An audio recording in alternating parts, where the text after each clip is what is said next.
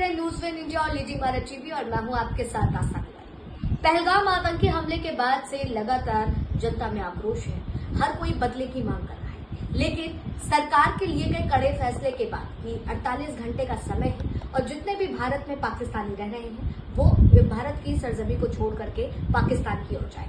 अब ऐसे में सवाल उठा कि क्या वाकई भारत पाकिस्तान से भारत आई सीमा पार करते हुए सीमा यानी कि सीमा हैदर, क्या अब वो भी पाकिस्तान जाएगी? वह यहाँ के गांव के लोग क्या कह रहे हैं वो भी आपको सुनाएंगे, लेकिन उससे पहले आपको हम उनसे बात करवाते हैं। मिथिलेश भाटी और उनके साथ ही उनकी बहन गीता भाटी से बात करेंगे और जानेंगे कि इनकी क्या राय है, क्योंकि जब देखा गया था सीमा हैदर आती है तो लगातार आप लोग सुर्खियों में रही, आप लोग ने इसका कड़ा विरोध किया कि यहाँ पर इसको नहीं रहना चाहिए। अब ये हमला हुआ है, इस पर क्या?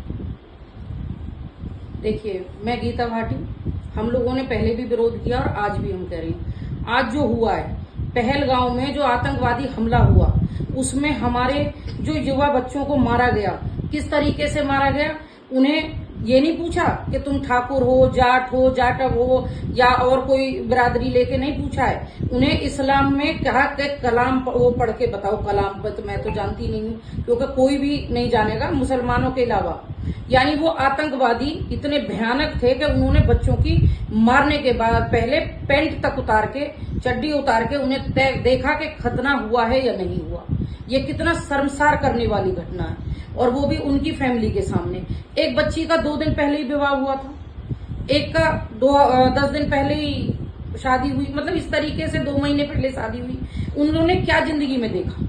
उन बच्चियों के सामने उनके हस्बैंड को मार दिया। उन्हें चुन चुन के मारा जाना चाहिए, और जितने भी पाकिस्तान से संबंध हैं भारत के, सब खत्म होने चाहिए।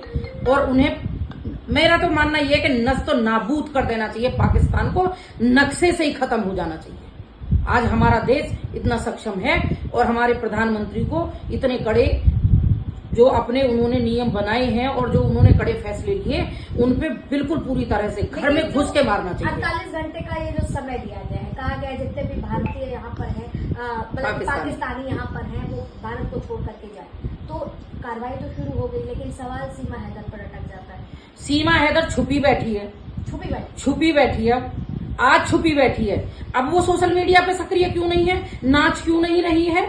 उसे डर सता रहा है कि कहीं मुझे भी ना, बल्कि उसे फेंकना चाहिए, भारत से लात मार के सीमा हैदर को बाहर फेंकना चाहिए, क्योंकि ये भी दुबक के आई है। पहली चीज, इसमें पाकिस्तानी पासपोर्ट है, भारत में इसने भले बच्चे पैदा किए हैं। जो पहले हमने पहले भी आपको बोला है कि जो स्लीपर सेल होते हैं, आप जैसे मीडिया के माध्यम से हमें पता चलता है कि जो स्लीपर सेल होते हैं वो पूरी लाइफ, जब तक उन्हें ऑर्डर ना मिले, वो शांत पड़े रहते हैं, नॉर्मल लोगों के बीच में नॉर्मल लाइफ जीते हैं।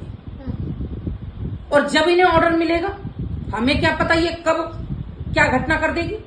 आज तो ये मैं हिंदुस्तान की बहू, मैं फलाना बहू, कुछ नहीं, सिर्फ ढोंग करती है। और ऐसी महिला को 48 घंटे का जो अल्टीमेटम था, सबसे पहले इसे भगाना चाहिए था। लेकिन गवर्नमेंट कहां सो रही है? हमारे माननीय मुख्यमंत्री जी कहां सो रहे हैं कि हमारे भारत में ऐसी महिला जिसने यहां आकर के सोशल मीडिया के माध्यम से नोट बटोर रही है और हमारे लोगों को नुकसान ये कब देगी, इसका कोई पता नहीं। इसे तो लात मार के हिंदुस्तान से पाकिस्तान में फेंक देना चाहिए। कहना है कि Seema Haider as a sleeper cell यहाँ पर पाकिस्तान के लिए काम कर सकती है, हो सकती है। पाकिस्तान की हवा में भी जहर है, क्या मालूम है क्यों नहीं कर सकती। कश्मीर में 2 साल से बहुत अच्छा चल रहा था, कोई दंगा नहीं हुआ, कोई टेररिस्ट अटैक नहीं हुआ, कोई आतंकवादियों ने आज तक कुछ नहीं किया। लेकिन वहीं कश्मीर में रहने वाला एक व्यक्ति, उसे कुछ तो आदेश मिला होगा। जो नॉर्मल लाइफ जी रहा था, वो आतंकवादियों के साथ मिलकर कैसे अटैक करवा दिया उसने? भाई आप भी देख रहे हो ना कि कश्मीर का एक बंदा उसमें शामिल है। आप जैसे मीडिया बंधुओं ने निकाला, तो वो स्लीपर सेल ही तो रहा। जो नॉर्मल लाइफ जी रहा था, उसी दिन से किसी को पता नहीं था, लेकिन अचानक उठा और उन लोगों के साथ मिलकर और टेररिस्ट अटैक हो गया। और कहा गया है सीधा सीधा, उन बच्चियों से कहा गया, उन औरतों से कहा गया है जिनके हस्बैंड को मारा गया, कि जाके मोदी को बताओ। हम ये मानते हैं कि मोदी जी को, उन्हें तो चुन चुन के मारना ही चाहिए, देश के नक्शे से पाकिस्तान को नस्तनाबूद कर दे, और जो भी हमारे देश में पाकिस्तान के छुपे बैठे हैं, चाहे वो सीमा हैदर हो या कोई भी हो, कोर्ट का मामला कोर्ट में देखा जाएगा। कोर्ट किसी पाकिस्तानी को मना नहीं करेगा। पाकिस्तान से आए कोर्ट की तारीख करने, आते नहीं है क्या केस होते हैं तो? कोर्ट का बहाना लेकर के उसका वकील, उस वकील ने हमेशा देशद्रोहियों का साथ दिया है, कभी भी अपने देश के बच्चों का साथ नहीं दिया। उस हरामखोर वकील को ये नहीं दिख रहा कि हमारे भारत देश की बेटियां जिनके हाथों की मेहंदी नहीं छूटी, उनको विधवा कर दिया गया, और उस हरामखोर को सीमा हैदर की पड़ी है। मैं उसकी वाइट सुन रही हूँ, सीमा हैदर देशभक्त। सीमा ऐसे देशभक्त में आग लगा दो 5 लीटर मट्टी का तेल छिड़क के। हमें ऐसा देशभक्त नहीं चाहिए। हमारे देश में बहुत देशभक्त है। अब देखिए कुछ तस्वीरें ऐसी आ रही हैं जिसमें वो रो रही हैं, कह रही हैं कि पहलगाम में जो हमला हुआ है बहुत दुख है, मेरे अंदर से भी दर्द छलक रहा है, उनके लिए संवेदना। इस तरीके की वीडियो आ रही है रोते हुए। तो क्या लगता है केवल वो झूठी है? मुखौटा है, मुखौटा है।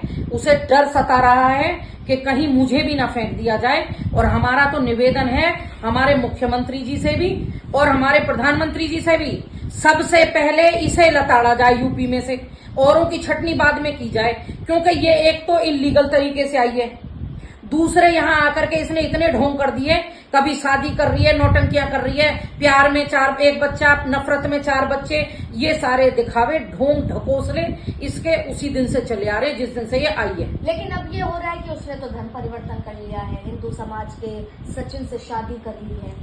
अगर ऐसा है तो जितने भी शरणार्थी आए हैं वो तो हिंदू ही है ना, वो तो मुसलमान भी नहीं है पाकिस्तान के, फिर उन्हें क्यों भेजा जा रहा है?